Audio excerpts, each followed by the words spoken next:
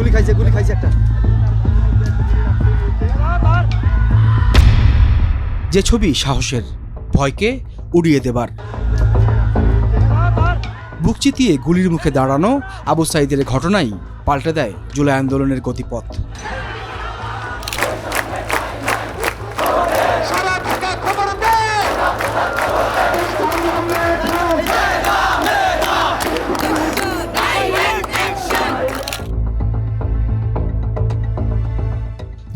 সালের জুলাই মাসের প্রথম দিন থেকেই সরকারি চাকরিতে কোটা সংস্কারের দাবিতে আন্দোলন শুরু করে বৈষম্য বিরোধী ছাত্র আন্দোলন। ঢাকা বিশ্ববিদ্যালয় থেকে শুরু হওয়া সেই আন্দোলন ছড়িয়ে পড়ে দেশের প্রায় সব বিশ্ববিদ্যালয়ে। ক্রমেই সারা দেশের শিক্ষার্থী আর চাকরি প্রার্থীরা যোগ দেন মিছিল, সমাবেশ, অবরোধ সহ নানা কর্মসূচিতে। 15 জুলাই ঢাকা বিশ্ববিদ্যালয় ক্যাম্পাস সহ বিভিন্ন স্থানে আন্দোলনকারীদের ওপর হামলা করে ছাত্রলীগ। ওই রাত থেকেই গতি আসে আন্দোলনে। 16 জুলাই আবু সাঈদের ঘটনা পৌঁছে যায় বিশ্ব দরবারে। রংপুরের বেগম রোকেয়া বিশ্ববিদ্যালয়ের এই শিক্ষার্থীকে অনেকেই বলেন জুলাইয়ের প্রথম শহীদ। ওই দিনই প্রাণ হারান আরও 5 জন। চট্টগ্রামে ছাত্রদল নেতা ওয়াসিম, শিক্ষার্থী ফয়সাল ও শ্রমিক ফারুক এবং ঢাকার নিউ মার্কেটে শিক্ষার্থী সবুজ আলী ও হকার শাহজাহান। চলতি বছরের 9 এপ্রিল আবু সাঈদ হত্যা মামলায় 2 আসামিকে মৃত্যুদণ্ড, 3 জনকে যাবজ্জীবন কারাদণ্ড এবং বাকি 25 জনকে বিভিন্ন মেয়াদে কারাদণ্ড দেন আন্তর্জাতিক অপরাধ ট্রাইব্যুনাল। 16 জুলাই সাঈদের ঘটনা থেকে 5 আগস্ট সরকার পতন পর্যন্ত শহীদের সংখ্যা সরকারি গেজেট হিসেবে 843 জন। জুলাইয়ের ঘটনায় এখন পর্যন্ত হত্যা মামলা হয়েছে 799টি। আবু সাঈদ হত্যা মামলার রায় হলেও ওই সময়ের 86 ভাগ মামলার কোনো অগ্রগতি হয়নি গত 2 বছরে। যদিও জুলাই গণ অভ্যুত্থানে সংঘটিত গণহত্যার সঙ্গে জড়িত কেউই ছাড় পাবে না বলে হুঁশিয়ারি দিয়েছেন আন্তর্জাতিক অপরাধ ট্রাইব্যুনালের চিফ প্রসিকিউটর আমিনুল ইসলাম। 15 জুলাই রাজধানীর রায়ের বাজার বুদ্ধিজীবী কবরস্থানে শহীদদের গণকবর পরিদর্শন শেষে এসব কথা বলেন তিনি। আপনাদের অবগতির জন্য বলি যে আমাদের ঢাকারই একটি নিকটস্থ নদীতে একটি হাসপাতাল থেকে অনেক ডেড বডি পানিতে ভাসিয়ে দেওয়া হয়েছে। সেই তথ্য আমরা ইনভেস্টিগেশনে পেয়েছি। আমরা সেই হাসপাতালের তখনকার কর্তৃপক্ষ সহ যারা এই অপরাধের সাথে যারা জড়িত ছিল আমরা তাদেরকে শনাক্তের চেষ্টা করছি এবং তাদেরকেও আমরা বিচারের আওতায় ইনশাল্লাহ নিয়ে আসবো। যে এই গণহত্যার সাথে যারা জড়িত, রাষ্ট্রের যত বড় ব্যক্তি হোক, রাষ্ট্রযন্ত্র যারাই জড়িত থাকুক, এবং যারা এর মধ্যে তারা যদি মনে করে থাকেন যে তারা পার পেয়ে গেছেন, তারা বুকার স্বর্গে বাস করছেন, আমরা আমাদের ইনভেস্টিগেশন, আমাদের প্রসিকিউশন টিম এই প্রত্যেকটির বিচার ইনশাআল্লাহ আমরা বাংলার মাটিতে নিশ্চিত করব।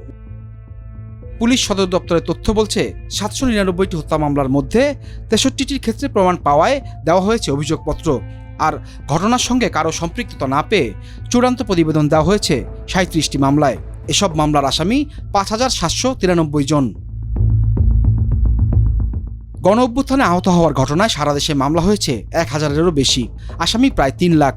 তদন্ত শেষে প্রতিবেদন দেওয়া হয়েছে মাত্র 154টি মামলার। এর মধ্যে 136টি মামলায় অভিযোগপত্র এবং 18টি মামলায় চূড়ান্ত প্রতিবেদন দিয়েছে পুলিশ।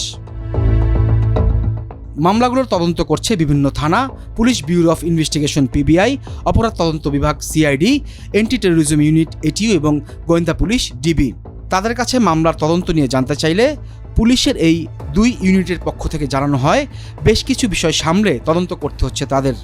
একটা প্রসেস নিয়ে দাঁড়ানো, এটা একটা বড় মামলা, অনেক আসামি আছে, আর এই আসামিদের অনেক কার কোথায় অবস্থান এগুলো শনাক্ত করা, তারপর ইনভলভমেন্ট, এগুলোর জন্য ফরেন্সিকের অনেক বিষয় আছে। তো আমরা এগুলো পর্যায়ক্রমে স্টেপ বাই স্টেপ কাজ করতেছি।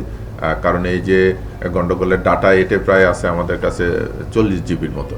তো একটা করে আসলে ধরেন মিছিলের কে কার অবস্থান বা মিছিলের ছবিটার কিনা, তাই এটা প্রত্যেকের শনাক্ত করতে হয়। তো এই ফরেন্সিক করতে এটা একটা দীর্ঘ সময় পার হচ্ছে। আমরা অত্যন্ত সিরিয়াস এই মামলাগুলোর ব্যাপারে। আমাদের 2-3টা মামলা রয়েছে যেখানে দেখা গেছে যে ভিকটিমের কথা উল্লেখ করা হয়েছে, আহত হওয়ার কথা উল্লেখ করা হয়েছে, যে স্থানে আহত হওয়ার উল্লেখ করা হয়েছে সেখানে আসলে ভিকটিম আসেই নাই, অথবা ভিকটিম সেখানে আসলেও ভিকটিম আহত হয়নি। মেডিকেল সার্টিফিকেট, সরকারি কর্মকর্তা কর্মচারীদের অনুমতি নেওয়া, এই যে তারপরে যেহেতু জিয়ার অধিকাংশ হত্যা মামলা, সেক্ষেত্রে ওই যে এই লাশ উত্তোলনের পরে যে পোস্টমর্টেম রিপোর্ট পাওয়া হয়, বিভিন্ন কারণে আমাদের জিআরগুলো এই কম নিষ্পত্তি হয়েছে বলবো না, কিন্তু আমাদের সিআরের তুলনায় কম হয়েছে।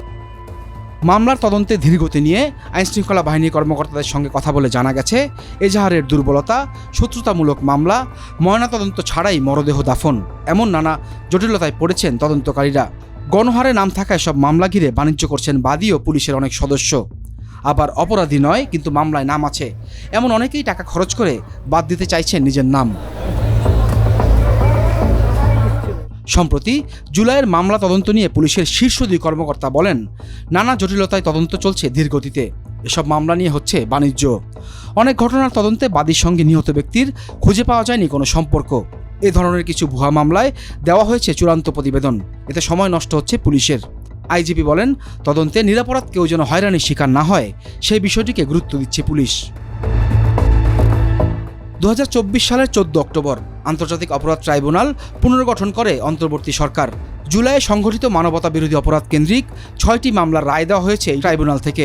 বিচারিক প্রক্রিয়া নিয়ে ঢাকা মহানগরের পিপি বলেন, খুবই জটিল এই মামলাগুলো। বেশিরভাগ মামলায় সাক্ষীদের না পাওয়ায় সময় নষ্ট হচ্ছে আদালতের।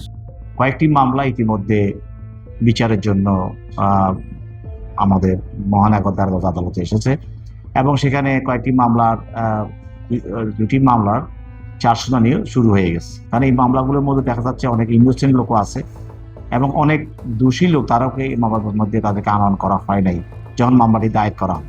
তো এখন এখানে ইনোসেন্ট লোকদেরকে বাদ দেওয়া, নির্দোষীরা তাদেরকে বাদ দেওয়া, দোষীদেরকে মামলায় অন্তর্ভুক্ত করা, এগুলি একটা কঠিন তদন্ত কাজ। জাতিসংঘের মানবাধিকার কার্যালয়ের তথ্য অনুসারে 2024 সালের 1 জুলাই থেকে 15 আগস্টের মধ্যে কমপক্ষে 1400 জন মানুষ প্রাণ হারাতে পারেন, যার মধ্যে 12 থেকে 13% শিশু।